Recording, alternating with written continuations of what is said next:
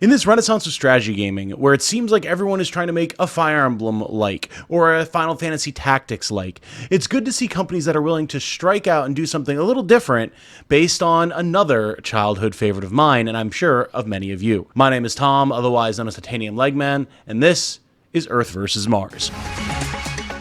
We interrupt this program to bring you these astonishing images.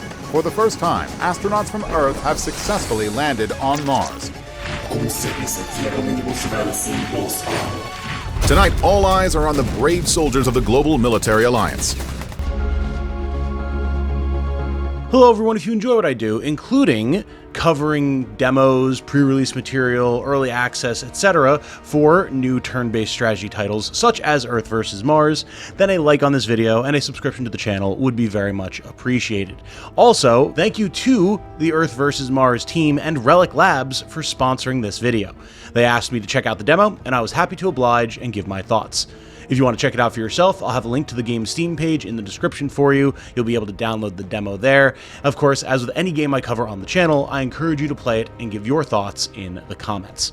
So what is Earth vs. Mars? Well, you're immediately going to be thinking of things like Advance Wars when you first look at it, as you should, because there's some clear inspiration here, and I love it.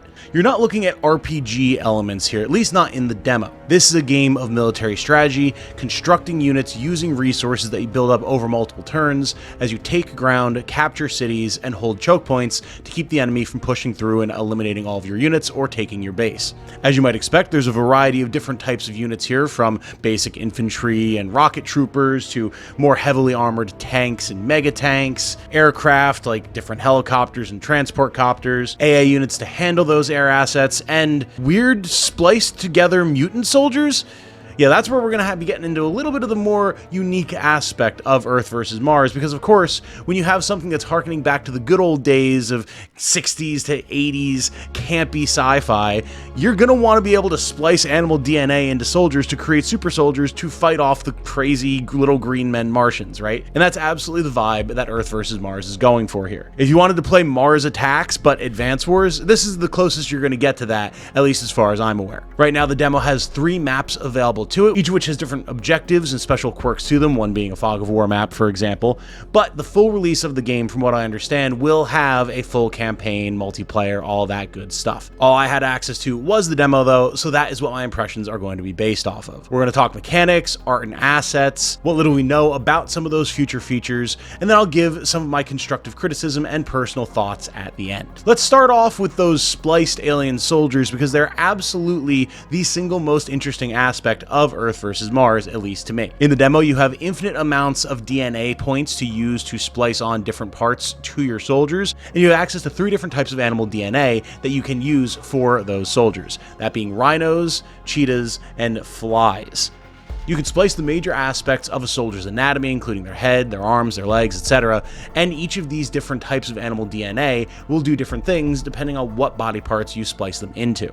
When you do, that character will actually have that specific body part transformed into whatever animal it is that you chose, and it can create a pretty horrifying looking hodgepodge creature once you kind of min-max the best stats for every different body part. Because yeah, it is pretty freaky to have a fly head with a rhino body and cheetah arms and legs. It's freaky, it's weird, and again, it suits that campy atmosphere pretty well. The 3 different types of DNA that I had access to in the demo did have a decent variety of special effects and stats and traits that they would give to your soldiers. For example, putting a fly torso on someone gave them the ability to fly, which in a game like this you can imagine is an absolutely huge advantage. On the flip side, the Rhino gives you a very powerful charge attack that will not only deal damage to enemies, but also knock them back a significant distance across the field, making it easy to open up a choke point or get a problematic enemy out of the way for probably around a turn. Cheetahs are able to pounce, taking 2 turns, and each of the different arms and legs will have different stats depending on what animal that you are using. Logically, the Rhino is going to be tankier than the Fly, as an example. These soldiers are no slouches in combat either. They're able to fight basically whatever equivalent type of unit you would expect them to be able to fight. So like the terrestrial bound Rhino can't attack air units, whereas something that has a fly torso can attack ground and air, that sort of thing. And they are extremely durable. Even the most fragile, like the Cheetah and the Fly, can take a lot of punishment and do a lot of damage to the enemy, which is good because you can't, as far as I can tell, well revive these units if they get killed. You choose to deploy them at the start of a map. They're there. You can heal them, put them in cities, all that type of stuff. But if you screw up and let them get killed, that's on you, and you're out of that soldier for the rest of the map. These are definitely very busted soldiers, and I can imagine in particular the multiplayer revolving heavily around what types of soldiers people are using and how you're choosing to deploy them on the battlefield. But it could definitely add a very interesting aspect to the game's overall flow, and I'm curious to see how it shakes out once the full game releases and you have access to all of the different animal DNA types beyond just rhino, cheetah, and fly. Beyond your spliced soldiers, though, the gameplay is a fairly standard strategy military game like you would expect. There's a major focus on capturing territory, countering enemy units with the appropriate counters of your own, and generally being efficient with your resources.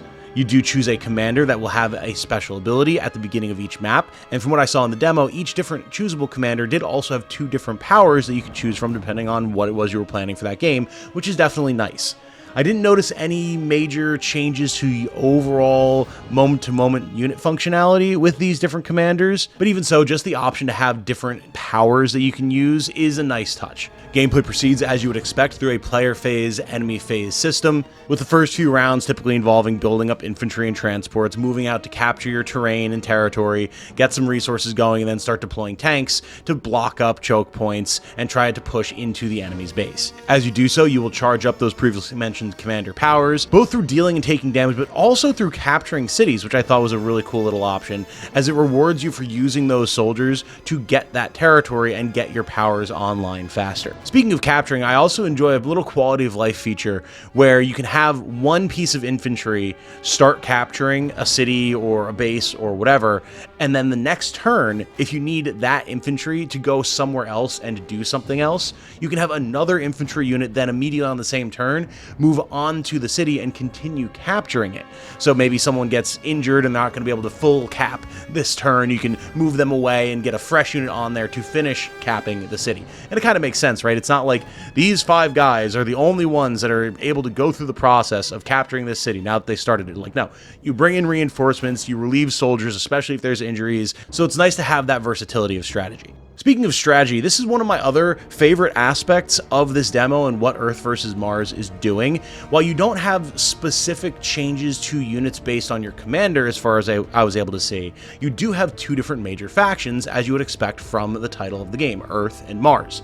Mars wasn't playable in the demo, but I do understand that it'll be playable in the full game, and you do have differences, sometimes quite major differences, between the Earth units and the Mars units, because almost every unit in the game has its own special ability that you'll be able to activate that do different things. As an example, your basic light tank can actually move twice in one turn to be able to really sprint across the battlefield and launch surprise attacks on the enemy, or beat a hasty retreat if you've taken some really bad hits and need to fall back to repair. Whereas your heavy tank, at least with Earth, has the ability to self-repair, making it a really durable frontline piece to hold a point and be a major pain for whoever it is that you're playing against, whether it be a person in PvP or the AI. And as you might expect, the Mars units have their own distinct abilities, as well as also sometimes just having completely different units on their own to create some distinction between the 2 factions. One particularly nasty interaction I realized was Martian artillery just being able to do essentially a map attack that landed in a plus-shaped formation and seemed to do fixed damage. It still did a ton of damage to everything that I had in that area, which is going to mean that clearing out certain high-priority targets like that will be even more crucial than other equivalent styles of strategy game. Alongside this, I have to say, the AI was pretty decent. I never felt like I was getting overly punished or anything along those lines. That's partially, of course, due to map design. These are early maps in a demo designed to showcase how the game functions, not necessarily really put your brain to the test like I imagine you should in the campaign. But even so, it made pretty good decisions. It stayed on top of clearing out infantry that I was trying to use to capture cities, especially its own cities. It was good about using its special abilities on priority targets, making the most of what damage it could bring to the table. And especially in the 3rd mission, it was very good at using its aircraft to harry my backline and keep me from being able to build up quite as many resources and units as I wanted to, until I really made a concerted effort to build up a lot of AA and handle that strategy. Having just 3 maps to play with, even if you can replay them with different commanders and the like, doesn't give you the opportunity to get a ton of insight into how the AI is going to work, but I enjoyed what I played here and playing against the AI here, so that gives me high hopes for what could potentially be coming in the full release, especially if we have some really fun creative map design, which fingers crossed we will. With the chunkiest section handled after our discussion of mechanics, let's quickly move into discussing the art and assets, as well as future features of the game before we get to my thoughts and critiques. Visually, the game is solid. I like the designs of all of the COs. They have enough going on to be unique and kind of their own thing without being completely over the top and ridiculous, which I do enjoy in something that is ostensibly supposed to have some military vibes to it, even if, yes, you are fighting off little green Martians, but, you know, gotta have a little bit of an expected groundedness there, at least to me, beyond the crazy mutant bug guy. But again, I mean, that's part of the campy charm of the game, right? I like all the designs of the units. The Earth tanks feel big and chunky and imposing. The Martian units have weird little ray guns and floating hover platforms for artillery, weird disc-shaped flyers, exactly what you would expect from a sort of War of the Worlds design philosophy. The maps have been pretty varied, with water and different types of foliage, different seasonal aspects to the way trees look, with a suitable sort of war-torn, rugged terrain, which kind of implies a level of conflict that makes the current battles that you're in feel a little bit more desperate. Like, things have been going on for quite a while here, and I mean, if we're splicing animal DNA into soldiers to try and make super soldiers, then that is probably the case. Most of the attack animations are pretty solid as well. I have a few nitpicks about them that we'll talk about in the critique section, but overall things function exactly as you would expect. And the UI is definitely functional, although I feel like there are definitely some aspects that could be updated or refined to make things a little bit more crisp or understandable. But again, we'll talk about that in the critique section as well. As far as the soundtrack and sound design is concerned, I do like the sound design of pretty much all of the attacks. They have a suitable amount of explosions and pew-pew noises to make you feel like you're kind of playing toy soldiers in the sandbox, while still also making it seem like a tank is a tank and a ray gun is a ray gun, which unfortunately is not something that every game nails, so props to the team for that. And the music is, to me, perfectly suitable. Like, it's nice to have really kickin' music for different characters and things, but also just having some good atmospheric background music while you focus on your strategy is just as acceptable and sometimes even better. So I liked the music well enough here. It wasn't like a huge standout point for me, but it did its job, and that is exactly what I would expect. Overall, I like the look and feel of the game. It definitely seems to have a personality of its own. There's a couple of things that I'd like to see honed in on, and we'll talk about that near the end. However, I want to move on and talk about very quickly the future features beyond the demo, and this is coming from the game's Steam page.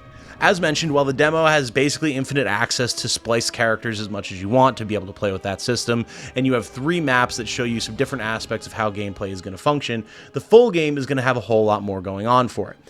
The narrative campaign will have over 30 missions, you'll have a skirmish mode, 2 to 4 person multiplayer, and a full-featured map editor, so all of the stuff that I would expect from any sort of Advance Wars-like game.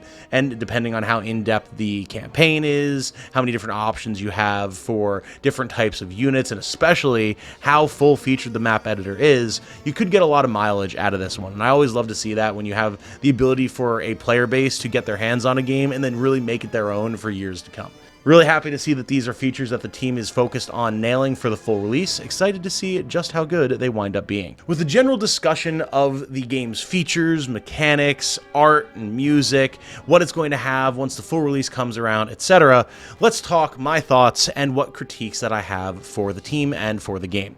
Now, of course, do keep in mind here that this is a demo experience. This is not a full release, and there could be a lot of things that are going to change by the time said release happens.